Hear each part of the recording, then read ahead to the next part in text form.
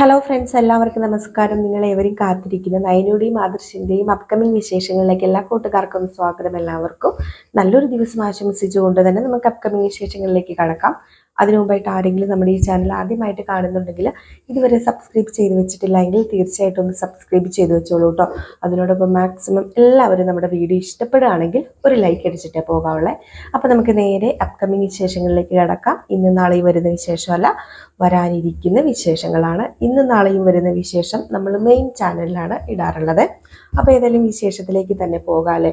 അപ്പോൾ ഇന്നലെ നമ്മൾ ലാസ്റ്റായിട്ട് പറഞ്ഞു നിർത്തിയത് നമ്മുടെ അനാമിക ഒരു തീരുമാനം എടുക്കുകയാണ്. അപ്പോൾ അനാമികയ്ക്ക് അവിടെ പിടിച്ചു ഇല്ല എന്ന് മനസ്സിലാക്കിയ അനാമിക അവിടെ ഉള്ളവരെ എല്ലാവരെയും നാണം കെടുത്തി അവിടെ നിന്ന് കുറച്ച് നഷ്ടപരിഹാര തുക മേടിച്ച് വേറൊരു വിവാഹം കഴിച്ച് ജീവിക്കാൻ ആഗ്രഹിക്കുകയാണ്.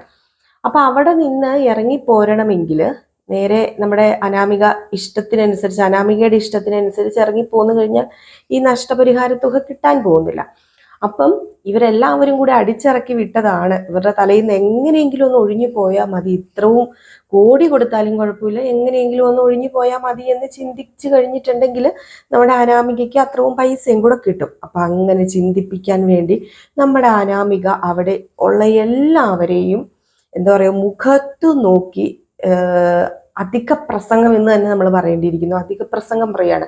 അതായത് മുത്തശ്ശന്റെ, മുത്തശ്ശിയുടെ, നയനയുടെ, ദേവയാനിയുടെ, ഇവരുടെ എല്ലാവരുടെയും മുഖത്ത് നോക്കി അധിക പ്രസംഗം സംസാരിക്കുകയും തറതല പറയുകയും അവരെ രോക്ഷം കൊള്ളിക്കുന്ന ഓരോരോ വാക്കുകൾ ഉപയോഗിക്കുകയും ഒക്കെ ചെയ്യുന്നു. അങ്ങനെ ആദ്യത്തെ അടി നമ്മുടെ അനിയുടെ കയ്യിൽ നിന്ന് കിട്ടിയേ, രണ്ടാമത്തെ അടി നമ്മുടെ മുത്തശ്ശന്റെ കയ്യിൽ നിന്നാണ് കിട്ടാൻ പോകുന്നത്. അങ്ങനെ നേരെ അനന്തമൂർത്തിയുടെ അടുത്ത് അവിടെ ചെന്നിട്ട് മൂർത്തി മുത്തശ്ശൻ അവിടെ ഇരിക്കുകയാണ്. അപ്പൊ മൂർത്തി മുത്തശ്ശൻ അവിടെ ഇരിക്കുമ്പോഴത്തേക്കും മൂർത്തിയെ വെറുതെ വന്ന് ചൊറിയുകയാണ്. അപ്പം മുത്തശ്ശൻ പറയുന്നുണ്ട്, അതായത് കാലുമേ കാലൊക്കെ കയറ്റി വെച്ച് ഇങ്ങനെ ഇരിക്കുന്നു, തലമുടിയൊക്കെ ചീകിക്കൊണ്ട് കാലുമേ കാലൊക്കെ കയറ്റി വെച്ചിരിക്കുകയാണ്. അപ്പൊ ഇത് കണ്ടിട്ട് മുത്തശ്ശി, ഇതെന്താ അനാമിക മോളെ, നിനക്കിവിടെ മുത്തശ്ശൻ ഇരിക്കുന്ന കാണത്തില്ലേ? ഇവിടെ സ്ത്രീകൾ ആരെങ്കിലും ഇവിടെ വന്നിരുന്ന് തലമുടി ചീകുന്നതോ കാലുമേ കാല് കയറ്റി വെച്ചിരിക്കുന്നതോ മുത്തശ്ശൻ വന്നിട്ട് ബഹുമാനം കൊടുക്കാത്തതോ ആയിട്ട് നീ കണ്ടിട്ടുണ്ടോ? അത് പിന്നെ മുത്തശ്ശി, ഇതൊക്കെ എനിക്കിവിടെ പറ്റത്തുള്ളൂ. ഞാനിവിടെ വന്ന് കാലുമേ കാല് വെച്ചിരുന്നെന്ന് ഓർത്തുകൊണ്ട് ഇങ്ങേർക്ക് എന്താ കുഴപ്പം? നീ എന്താ പറഞ്ഞത്? ഇങ്ങേരുന്നോ? ആ അതെ, എന്താ ഞാൻ ഇങ്ങേരെന്ന് പറഞ്ഞത് കൂടിപ്പോയോ? എന്നാ ഞാൻ വേറെ എന്തെങ്കിലും പറയാം. അനാമികെ, നീ എന്താ ഈ ധിക്കാരം സംസാരിക്കുന്നതെന്ന് ചോദിച്ചു വീണ്ടും വസന്തര. അപ്പം പറഞ്ഞു, എനിക്ക് തോന്നുന്നത് പറയും മുത്തശ്ശി. പറയാലോ, എനിക്ക് പറയാതിരിക്കാൻ വയ്യ. സത്യമായിട്ട് ഞാൻ മടുത്തു. എൻ്റെ ജീവിതം തന്നെ ഈ അനന്തപുരി തറവാട്ടിൽ കയറി വന്നതോടുകൂടി ഞാൻ വെറുത്തുപോയി. ഇതുപോലെയൊരു കുടുംബം ഞാൻ എൻ്റെ ജീവിതത്തിൽ കണ്ടിട്ടില്ല. അതിന് ചിട്ട, ഇതിന് ചിട്ട, തുപ്പാൻ പാടില്ല, അങ്ങനെ ചെയ്യാൻ പാടില്ല, ഇങ്ങനെ ചെയ്യാൻ പാടില്ല, ഇരിക്കാൻ പാടില്ല, നിൽക്കാൻ പാടില്ല, കിടക്കാൻ പാടില്ല, നടക്കാൻ പാടില്ല. ഇതെന്താ വെള്ളരിക്കപ്പെട്ടണോ? ഇവിടെ പെൺകുട്ടികൾക്ക് സ്വാതന്ത്ര്യം വേണം. അതറിയില്ലേ? എല്ലാ പെൺകുട്ടികൾക്കും 18 വയസ്സ് കഴിഞ്ഞാൽ അവരുടേതായ രീതിയിൽ ജീവിക്കാം. ഞാനൊരു ഇഷ്ടപ്പെട്ടവർ തന്നെ വിവാഹം കഴിച്ചു എന്ന് പറഞ്ഞുകൊണ്ട് ഞാൻ നിങ്ങളുടെ അടിമയായിട്ട് ഇവിടെ കിടക്കാനൊന്നും അല്ല വന്നത്. എനിക്ക് തോന്നുന്നത് ഞാൻ ചെയ്യും. ചിലപ്പം എനിക്കുണ്ടല്ലോ മുത്തച്ഛനെ എടാന്നായിരിക്കും വിളിക്കാൻ തോന്നുന്നത്, ഞാൻ വിളിക്കും. എന്തെങ്കിലും പ്രശ്നമുണ്ടോ? എനിക്ക് തോന്നുന്നതാണ് ഞാൻ ചെയ്യേണ്ടത്. അല്ലാതെ എൻ്റെ ജീവിതം നിങ്ങളല്ലല്ലോ ജീവിച്ചു തീർക്കണത്, ഞാനല്ലേ ജീവിച്ചു തീർക്കണത്. ഇത് കേട്ട് കഴിഞ്ഞപ്പോഴത്തേക്ക് നമ്മുടെ മുത്തശ്ശൻ ഇങ്ങനെ തരിച്ചു കയറി വരിക. മുത്തശ്ശൻ അനാമികെ നിർത്തുന്നുണ്ടോന്ന് ചോദിച്ചു. എന്ത് നിർത്താൻ? ഞാൻ എന്തിനു നിർത്തണം? എൻ്റെ വായി കിടക്കുന്ന നാക്കുകൊണ്ട് എനിക്ക് ഇഷ്ടമുള്ളത് പറഞ്ഞുകൂടെ? നിർത്താനാ പറഞ്ഞത്. ഓഹോ, താന് ആരെയാണോ ഈ പേടിപ്പിക്കുന്നത്? നിർത്താൻ പറഞ്ഞ് താൻ കൂടുതൽ എന്നെ പേടിപ്പിക്കാൻ വരരുതേ എന്ന് പറഞ്ഞത് നമ്മുടെ മുത്തശ്ശനും ഒരു അടി വെച്ചു കൊടുത്തു കേട്ടോ. നമ്മുടെ അനാമികളുടെ ട്രിക്കാണ് ഇതൊക്കെ. ആ വീട്ടിൽ എന്തെങ്കിലും പ്രശ്നം ഉണ്ടാക്കിയിട്ടല്ലേ ഇറങ്ങാൻ പറ്റത്തുള്ളൂ. അങ്ങനെ ഇറങ്ങിയാലല്ലേ നഷ്ടപരിഹാരം കിട്ടത്തുള്ളൂ. അങ്ങനെ അടി കൊടുത്തു. ഈ കവളത്ത് നമ്മുടെ അനി തല്ലിയ പാടുണ്ട്. അപ്പുറത്തെ കവളത്ത് പോയി തന്നെ മുത്തശ്ശന്റെ തല്ലും മേടിച്ചു. ഈ 2 തല്ലും മതിയല്ലോ. അത് പ്രത്യേകിച്ച് കുടുംബത്തിലെ ആണുങ്ങൾ തല്ലുക എന്ന് പറയുമ്പോഴത്തേക്ക് അത് വലിയ വിഷയമാക്കി തീർക്കാലോ. എന്നെ തല്ലിയല്ലേ, നിങ്ങൾ എന്നെ തല്ലിയല്ലേ? നോക്കിക്കോ, ഇതിന് പകരം നിങ്ങൾക്ക് കിട്ടും. ഞാൻ നിങ്ങൾക്ക് ഇതിന് പകരം മേടിച്ച് തന്നിരിക്കും. ഇനി ഒരു നിമിഷം ഞാനിവിടെ നിൽക്കില്ല എന്നിങ്ങനെ പറഞ്ഞു. അപ്പോഴത്തേക്കും മുത്തശ്ശി, എന്താ അനാമിക നീ കാണിക്കുന്നത്? നീ ധിക്കാരം കാണിച്ചിട്ട് നീ എന്താ പരിസരബോധമില്ലാതെ സംസാരിക്കുന്നത്? പരിസരബോധം? അതെ, പരിസരബോധമില്ലാതെ സംസാരിക്കുന്ന ഞാനല്ല, നിങ്ങളാ. ഞാൻ പരിസരം നല്ല പോലെ ബോധിച്ചിട്ട് തന്നെയാണ് സംസാരിച്ചത്. ഞാൻ ഈ വീട്ടിൽ നിന്ന് ഇറങ്ങാൻ പോകുമോ ഇപ്പം. എൻ്റെ എല്ലാ സർവ്വ സാധനങ്ങളും എടുത്ത് ഞാൻ ഈ വീട്ടിൽ നിന്ന് ഇറങ്ങുക. ഇനി അനിയുടെ ഭാര്യ എന്നുള്ളൊരു പദവി എനിക്ക് ഈ വീട്ടിൽ വേണ്ട എന്ന് പറഞ്ഞ് നേരെ ബാഗൊക്കെ എടുക്കാൻ വേണ്ടി പോവുകയാണ്. മുത്തശ്ശനാണെ അരിശം വന്ന് നിൽക്കുകയാണ് കേട്ടോ. അപ്പോഴത്തേക്കും പെട്ടെന്ന് നമ്മുടെ ദേവയാനി വന്നു. ദേവയാനി വന്നിട്ട് എന്താ അമ്മയെന്നൊക്കെ ചോദിച്ചപ്പം അതുവിൻ്റെ മോളെ ദേ അനാമിക പോവുകയാണെന്നാ പറയുന്നത്. അവൾ എന്തൊക്കെയാ കാണിച്ചു കൂട്ടുന്നത്? അവൾ എന്തൊക്കെയാ കാണിച്ചു കൂട്ടുന്നത് സത്യം പറഞ്ഞാൽ എനിക്കും അറിയില്ല. അവൾക്ക് ഇവിടെ ഒരു ജീവിതം ഉണ്ടാക്കി കൊടുക്കാമെന്ന് ഞാൻ വാക്ക് കൊടുത്തിരുന്നു. അവൾ ഒരിക്കലും ഇവിടുന്ന് പറഞ്ഞയക്കില്ല എന്നും ഞാൻ ജാനകിക്ക് വാക്ക് കൊടുത്തിരുന്നു.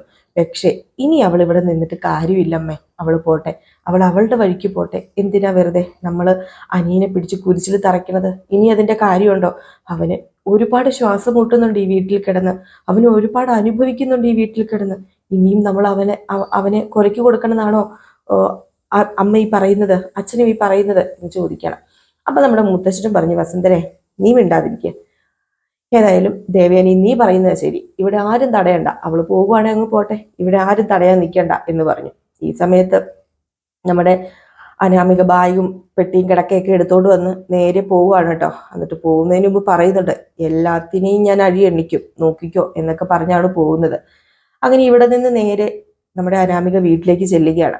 അങ്ങനെ പെട്ടിയും കിടക്കയൊക്കെ ആയിട്ട് വന്ന മോളോട് നമ്മുടെ രേവതിയും അതുപോലെ തന്നെ നമ്മുടെ വേണുവും കൂടെ ചോദിച്ചു, മോളെ പ്രശ്നം രൂക്ഷമാക്കിയിട്ടാണോ നീ ഇങ്ങോട്ട് പോകുന്നത്? പിന്നല്ലാതെ ഈ അനാമികനെ എന്താ വിചാരിച്ചത്? ഈ അനാമിക ആരാണെന്നാ വിചാരിച്ചത്? ഒന്നെങ്കിൽ നിങ്ങളുടെ രണ്ടിന്റെ മകളല്ലേ ഞാന്. ലേശം എന്റെ സൈഡിൽ കൂടെ പോകൂല്ലോ നിങ്ങളുടെ സ്വഭാവം.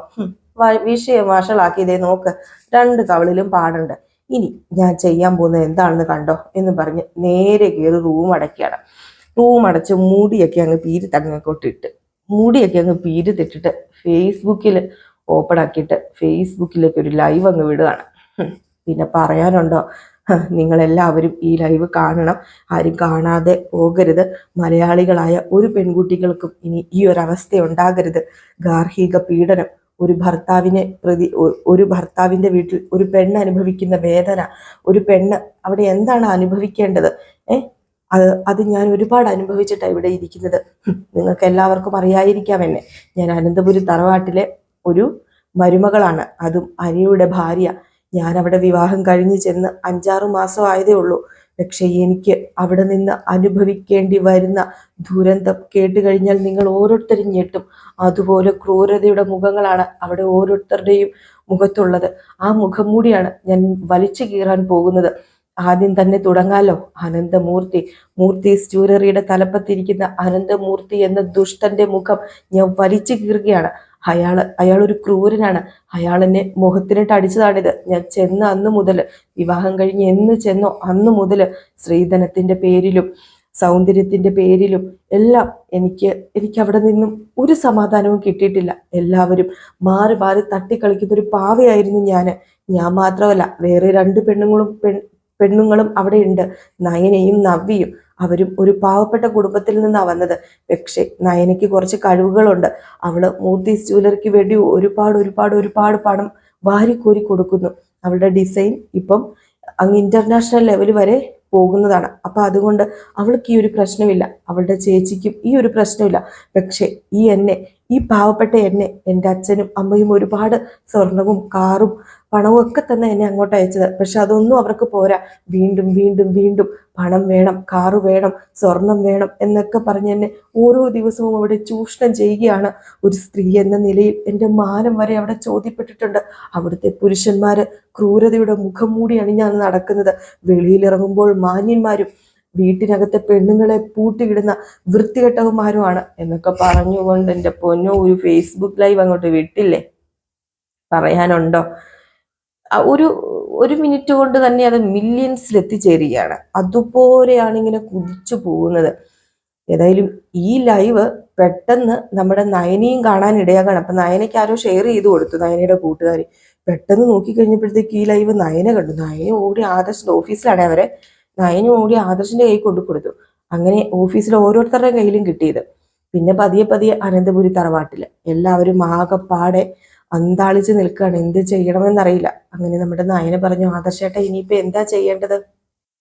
ദേ ഇത് വെറും ഒരു കേസല്ല, ഗാർഹിക പീഡനത്തിനെതിരെ, അതും ഒരു പെൺകുട്ടിയെ വീട്ടിലെത്തി പീഡിപ്പിക്കുകയായിരുന്നു ഇത്രയും നാളെന്നൊക്കെ പറഞ്ഞ് ഒരു പെൺകുട്ടി പരാതി പറഞ്ഞാലേ സത്യമായിട്ടും ജാമ്യമില്ലാത്ത വകുപ്പ, അകത്തു പോകും, അത് ഉറപ്പുള്ള കാര്യമാണ്. അതും മനസ്സാവാച നമ്മൾ അറിയാത്ത കാര്യങ്ങളൊക്കെ ഇതെന്താ ഈ അനാമിക കാണിക്കുന്നത്, എനിക്ക് ഒരു എത്തും പിടിയും കിട്ടുന്നില്ലല്ലോ എന്നൊക്കെ പറയും. അപ്പോൾ ആദർശം ആകെപ്പാടെ അമ്പരന്ന് നിൽക്കണം. അപ്പോൾ ആദർശം പറഞ്ഞപ്പോൾ നമുക്ക് എത്രയും പെട്ടെന്ന് വീട്ടിലേക്ക് പോകാം, അവിടെ മുത്തശ്ശൻ്റെയും മുത്തശ്ശിയുടെ ഒക്കെ ചെവിയിൽ ഇത് എത്തിക്കാണും. അങ്ങനെ അവിടെ എത്തിക്കഴിഞ്ഞിട്ടുണ്ടെങ്കിൽ അവർ വല്ലാതെ തളർന്നു പോകും. അറിയാമല്ലോ, ഒന്നാമത് മുത്തച്ഛന് വയ്യാത്തതാ എന്ന് പറഞ്ഞ് നേരെ ഇവര് അനന്തപുരി തറവാട്ടിലേക്ക് ചെന്നപ്പം അവിടുത്തെ സ്ഥിതിയും വളരെ രൂക്ഷകരമായിട്ട് നിൽക്കുകയാണ്. ഏതായാലും ഈ ഒരു സമയം തന്നെ മീഡിയാസ് എല്ലാം അനന്തപുരി തറവാട്ടിന്റെ മുമ്പിൽ എത്തിയിരിക്കുകയാണ്. അവിടെ വന്ന് ഓരോ ക്വസ്റ്റ്യനുകൾ ചോദിക്കുകയാണ്. ഒരു ക്വസ്റ്റ്യനും ആൻസർ ചെയ്യാനാകാതെ നമ്മുടെ അനന്തമൂർത്തി ഒളിച്ചിരിക്കുകയാണോ എന്ന് സോഷ്യൽ മീഡിയയിൽ വാർത്തകൾ പരന്നുകൊണ്ടിരിക്കുന്നു. ഏതായാലും ഒരു മണിക്കൂർ കൊണ്ട് തന്നെ സോഷ്യൽ മീഡിയകളും വാർത്താ ചാനലുകളും എല്ലാം ഏറ്റുപിടിച്ചിരിക്കുകയാണ് നമ്മുടെ അനാമികയുടെ ഈ ഒരു ലൈവ്. ഏതായാലും അനാമികയ്ക്ക് നഷ്ടപരിഹാരം കൊടുത്താൽ മാത്രമേ അനാമിക മൊഴി മാറ്റി പറയുകയുള്ളൂ എന്നാണ് പറയുന്നത്. ഇനിയിപ്പോൾ നമ്മുടെ അനന്തപുരി തറവാട്ടിലെ മൂർത്തിക്കും ദേവയാനിക്കും ജയനും ആദർശനൊക്കെ ഇതിൽ കൂടുതൽ എന്തെങ്കിലും ചെയ്യാൻ പറ്റുമോ, എന്തെങ്കിലും പഴുത് തുറന്ന് കിട്ടുമോ എന്നൊക്കെ ഞാൻ അടുത്ത വിശേഷത്തിൽ പറയാട്ടോ. അപ്പൊ ഇങ്ങനെയുള്ളൊരു വലിയൊരു പ്രതിസന്ധിയിലൂടെ നമ്മുടെ അനന്തപുരി തറവാടും നയനയും ആദർശും ഒക്കെ കടന്നു പോകുന്നുണ്ട്. അനാമികയുടെ ആ ഒരു അഴിഞ്ഞാട്ടത്തിന് വിരാമം കുറിച്ചു എന്ന് വേണമെങ്കിൽ പറയാം. കാരണം ഇനി അനാമികയുടെ അഴിഞ്ഞാട്ടം ഒരിക്കലും നടക്കാൻ പോകുന്നില്ല. ഇനി ഒരിക്കലും അനാമിക അനന്തപുരി തറവാട്ടിൽ കാല് കുത്താനും പോകുന്നില്ല. അപ്പം അതൊക്കെ നമുക്ക് കാത്തിരുന്ന് തന്നെ കാണാം. ബാക്കി വിശേഷം ഞാൻ നാളത്തെ വിശേഷത്തിൽ പറയാട്ടോ. അപ്പം നിങ്ങൾ തീർച്ചയായിട്ടും ഇഷ്ടപ്പെട്ടെങ്കിൽ ലൈക്ക് ചെയ്യണം.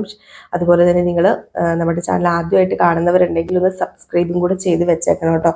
ഞാൻ ഈ ഒരു സ്ക്രാഫ് ഇട്ടിരിക്കുന്നത് എപ്പോഴും വീഡിയോസിൽ ഞാൻ പറയുന്നുണ്ട്.